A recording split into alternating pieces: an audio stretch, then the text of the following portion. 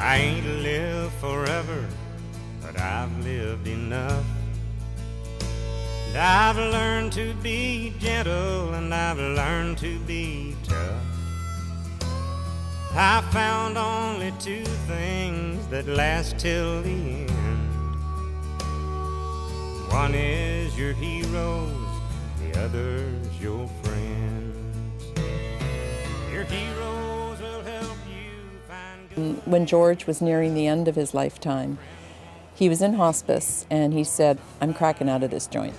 I want to spend my last breaths with a glass of wine sitting at the beach." So he cracked out of the hospice and went up to his favorite place in the whole world, which is Naramata, looking out over Lake Okanagan. And as it was his very last day, all of his children were there, some of his grandchildren and his great-grandchildren, and he passed away peacefully, looking out over the lake with his great-grandchildren playing on the sand, just the way he wanted it to be. Years have gone by, but now and again my heart rides the range with my heroes. And the greatest riders in the world consider my dad their friend and their mentor. Ian Miller calls my dad his hero. If you asked people around Canada and North America for that matter, and asked, who was responsible for bringing the sport of show jumping up to the level it's at, people would say that my dad was one of those people responsible. It's that unique personality. Extremely outgoing, leadership by example, a positive human being. And if he's your friend, he's your friend. You can really count on him.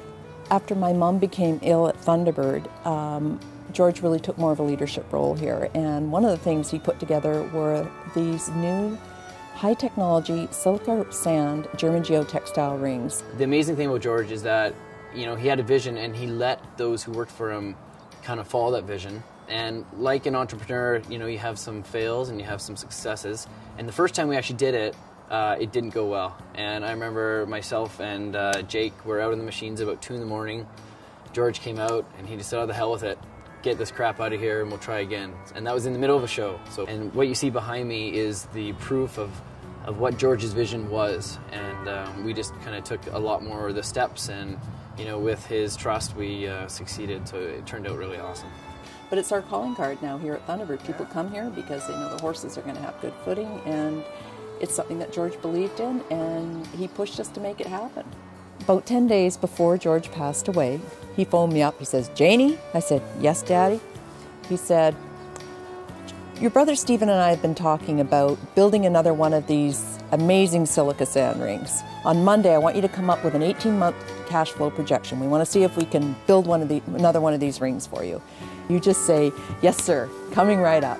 And that was 10 days before George passed away. So he was a heavy hitter. I'd say George was a serial entrepreneur. He was constantly looking for a new idea.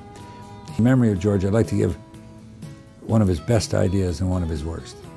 His best idea was he said in the 70s, when dining was a bit more formal, but he had the McDonald experience behind him, and he said, "I want to do, it's a blue jean revolution, and I want to do a first-class steak and bar restaurant where people can come as they are and feel comfortable." And that was the birth of the Kagan Cleaver. And actually, at that time, I took Kagan Cleaver public with one restaurant, the first restaurant, and which was quite a struggle, and it went on to be what it is today, probably one of the best brand names in Canada. He knew the food business, and he decided that hard ice cream was a better product than soft ice cream, so he backed a guy to invent a hard ice cream ball making machine. Ice cream balls in a large tray, and the tray would then tilt up, and the cream balls would roll down and be put in a plastic sock, and you could sell socks full of ice cream balls that could be served without waste and without labor.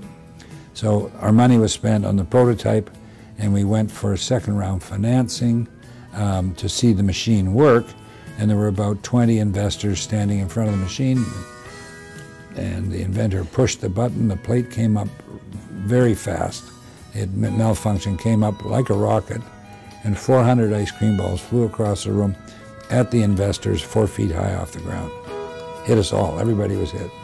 And then in the silence after this disaster, George said, well, I guess this isn't another invention that's going to die before we build the final machine. You know, my dad had a real way of wanting to strive for more and never being, you know, comfortable with just the status quo. There was always more to look for, more to go after.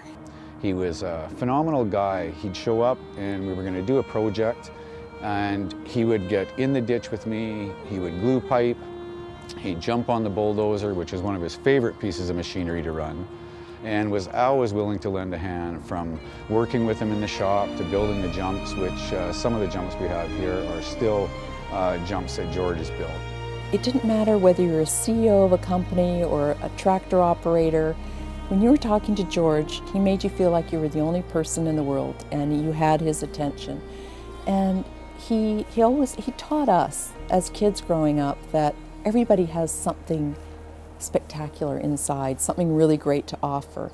And you need to listen to them to find out what that is. When somebody comes to your place of business, you treat them as though they're a guest in your own home. And that's for real. That's how he treated people when they came to his restaurants, and that's how all of his children treat people in their businesses. And it's one of the gems, one of the hundreds of gems he's given us growing up. There will be no forgetting George. Until you come and sit a while with me.